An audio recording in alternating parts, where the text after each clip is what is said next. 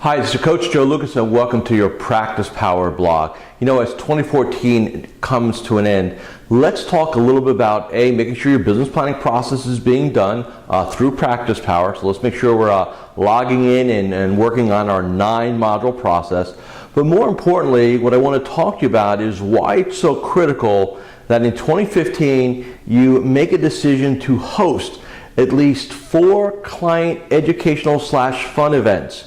Now, the reason why most advisors look at client events as maybe a necessary evil or a cost center is because they're doing them wrong. They're deploying them inaccurately.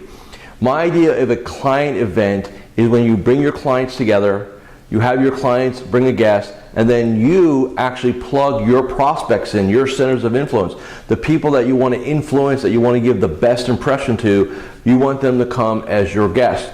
Let me ask you a very important question. What would happen if you had some of your key prospects, your quote-unquote most wanted list, mingling with your best clients, your best advocates? Think about that. You know, in our industry, you can't use quotes, you can't use testimonials, right? You can't create your own infomercial to get people to hire you. So what are you left with?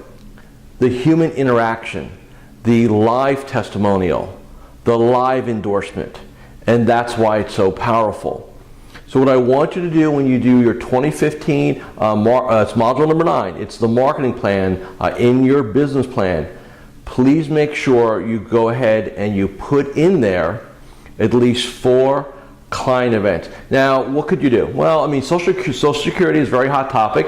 You can bring a speaker in and talk about Social Security, taxes, estate planning. You know, I'm not a big fan of market updates because obviously you can get those anywhere. So any kind of financial planning or anything that would add a lot of value you can do. Then also don't forget to do some fun things.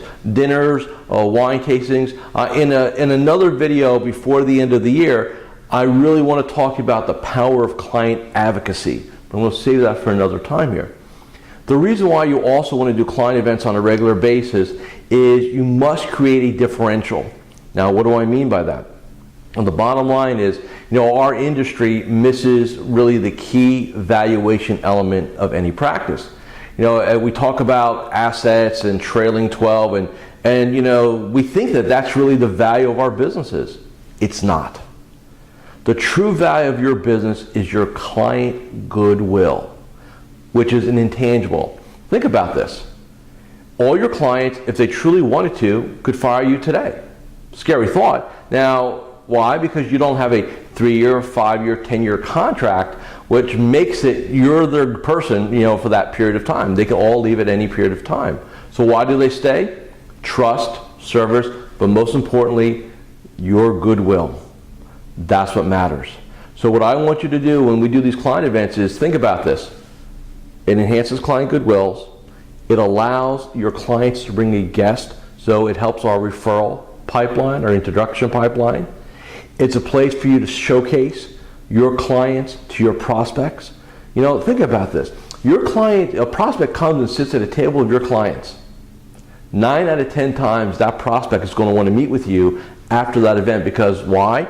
Your clients have done a great job in essence, influencing them, selling them, convincing them, persuading them that you're the person for them. In essence, you have your own built-in sales force if you deploy it properly. So once a quarter, minimally. Now I do have clients that do a client event every month. So if you can wire yourself for that, that's great. You know, my thing is the more the better. These don't have to be large events. They can be small, intimate events. You can kind of move them around your quote-unquote market area if you want.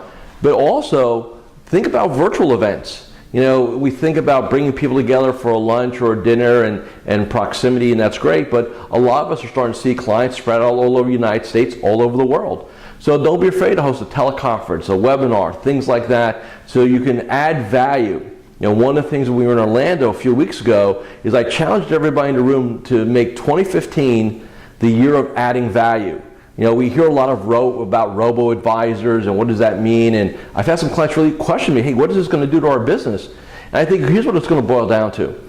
Is that the bottom line is if you're just a financial advisor, if you're just a financial planner, if you're just a money manager, an asset manager, a portfolio manager, and you're doing a great job, but you're doing the technical work and not building the relationship. So in other words, you're not adding value, That is going to be a risky endeavor as we go forward.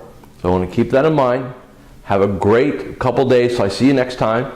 Please make sure you've have started your business plan on practicepower.net, or B, you've set aside some time, so actually you've decided to plan your planning process for 2015. So have a great day. Thanks for watching, and I'll see you again very soon.